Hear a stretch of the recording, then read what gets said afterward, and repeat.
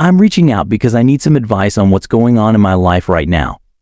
I'm hoping someone can offer some guidance and support. About a year ago, my relationship ended after just 6 months. The reason was that our parents didn't approve of us being together, so they didn't allow us to continue seeing each other. After the breakup, I told her I was willing to wait for her, but she kept pushing me away. This happened again and again until I finally gave up. I also realized I made a mistake by slightly cheating on her while we were together. I know I hurt her, and I've apologized many times, but I don't think saying sorry is enough to make up for what I did. After we broke up, I realized I had a habit of watching videos of girls dancing, but I made a promise to myself to stop doing that, and I've kept my promise. I've stopped watching those videos. Fast forward to now. I'm in a new relationship that started just a month after my previous one ended. To be honest, I wasn't ready to move on and didn't plan on being in a relationship so soon, but I met someone new and it felt good, so I went with it. Now, my new girlfriend and I have been together for 10 months, and she's amazing, almost perfect, really. Even though I'm in a new relationship, I still can't seem to get over my ex.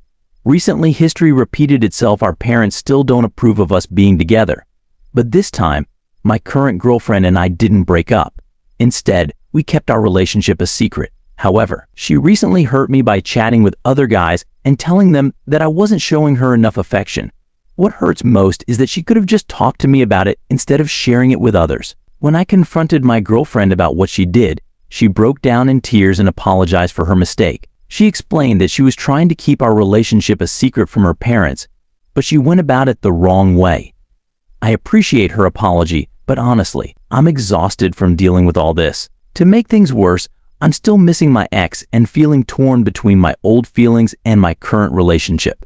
I have a soft spot for others, which makes it tough for me to make decisions. I often prioritize others' happiness over my own, even if it means hurting myself. I know this mindset is unhealthy and toxic, and I'm truly sorry for that. I'm trying my best to change and put my own needs first for once. But right now, I'm stuck and unsure of what to do. Story 2. I'm a 42-year-old guy from a small country in Europe. I'm feeling pretty frustrated because I haven't had any luck with Tinder and other dating apps. To be honest, I'm not really trying to meet people through normal ways. Either it didn't work out for me in the past, and I don't think it will work now either. Anyway, there's a website and app here that's for all sorts of private connections, from services to escorts to dating. The key thing is that it's anonymous. You can post an ad without a photo and say what you're looking for, what you're offering, and so on. Then, other users can start a conversation with you if they're interested. So, I posted an ad saying I'm single, and in my ad, I described myself as over 6 feet tall with a strong build and mentioned where I live and what I do for work. I also said that I don't expect a woman to have a job because I can support her. The ad has been up for a few months now, and I've gotten responses from women who aren't a good match for me. Either they're not what I'm looking for, or we don't fit in terms of appearance. A week ago, I got a new message from a woman who lives in a big city. She's about 5 years younger than me, has 2 kids, and runs her own business. She told me she used to do massage work, including happy endings, but she stopped doing that a long time ago. Now, she's doing well for herself. But her only issue is that she's single. We started chatting, and I shared my situation with her. She thought it all sounded great. Keep in mind, we still hadn't exchanged photos, but I enjoyed talking to her, and she said she liked what I had to say. We got to the point where she asked for my phone number so we could switch to WhatsApp and continue our conversation. Anyway, it got late, so we went to bed after a few hours of chatting. The next morning, I waited until around 11 a.m. and sent a good morning message.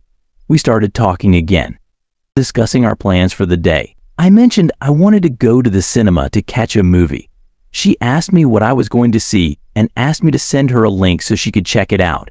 I sent her the link and she thought it sounded exciting. Her next message said she was looking forward to another movie coming out in a few months, and she sent me a link.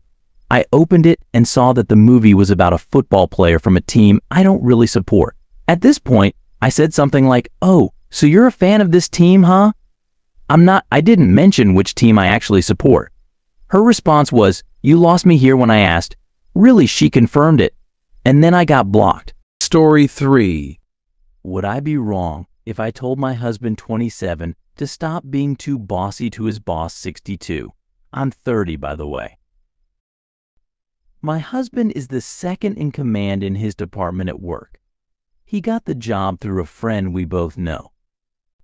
So everyone there knows me too.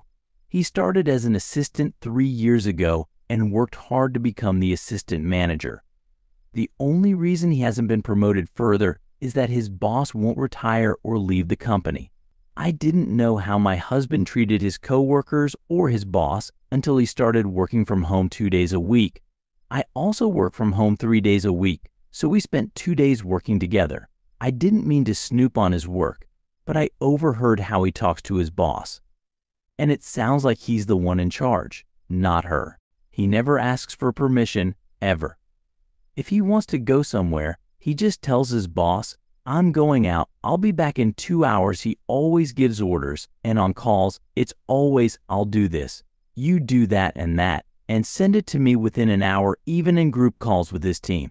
He talks to his boss in the same bossy tone. I'm a department head where I work, and none of my team members speak to me like that. My husband even uses the casual form "to you" instead of the respectful "lusted" when addressing his boss, which is unusual in a professional setting. I'm worried his behavior might backfire someday. I don't know if his boss is comfortable with this, and I don't want to meddle in his work. But I want to offer him some advice. Would I be wrong to tell him to stop being so bossy with his boss?